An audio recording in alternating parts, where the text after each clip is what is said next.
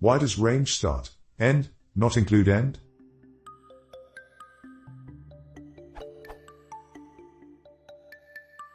Gives you. Why not 1 to 11? Did they just decide to do it like that at random, or does it have some value I am not seeing?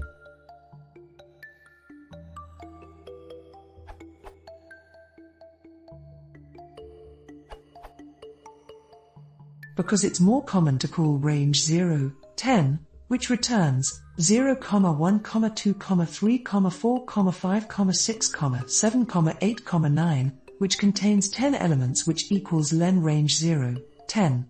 Remember that programmers prefer zero-based indexing. Also, consider the following common code snippet. Could you see that if range went up to exactly len that this would be problematic? The programmer would need to explicitly subtract 1.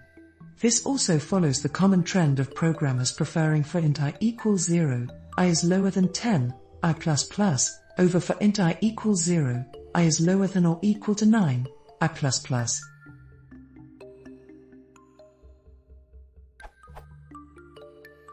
If you are calling range with a start of 1 frequently, you might want to define your own function.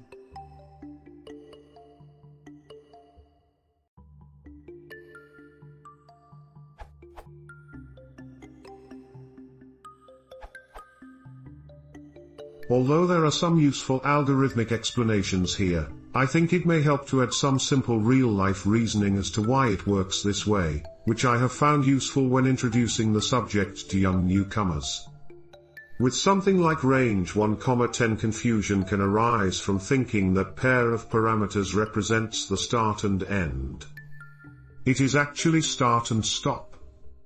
Now, if it were the end value, then, yes, you might expect that number would be included as the final entry in the sequence. But it is not the end. Others mistakenly call that parameter count because if you only ever use range n, then it does, of course, iterate n times. This logic breaks down when you add the start parameter.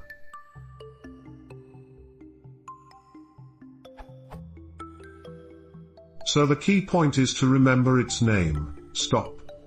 That means it is the point at which, when reached, iteration will stop immediately. Not after that point. So, while start does indeed represent the first value to be included, on reaching the stop value it breaks rather than continuing to process that one as well before stopping. One analogy that I have used in explaining this to kids is that, ironically, it is better behaved than kids. It doesn't stop after it's supposed to, it stops immediately without finishing what it was doing. They get this smile.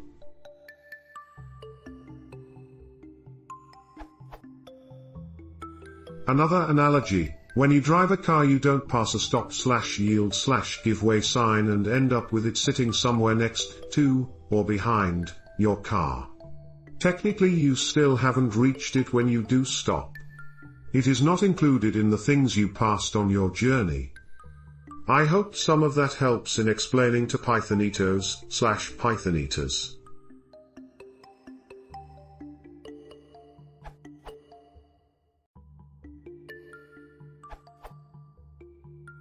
Exclusive ranges do have some benefits.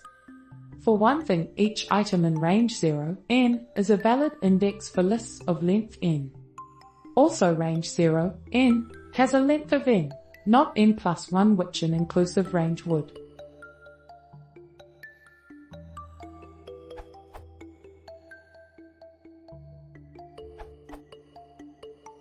It works well in combination with zero-based indexing and len. For example, if you have 10 items in a list X, they are numbered 0 to 9. Range len X gives you 0 to 9. Of course, people will tell you it's more Pythonic to do for item in X or for index item in enumerate X rather than for I in range len X. Slicing works that way too. foo1 column 4 is items 1 to 3 of foo, keeping in mind that item 1 is actually the second item due to the zero-based indexing. For consistency, they should both work the same way. I think of it as the first number you want, followed by the first number you don't want. If you want 1 to 10, the first number you don't want is 11, so it's range 1, 11. If it becomes cumbersome in a particular application, It's easy enough to write a little helper function that adds 1 to the ending index and calls range.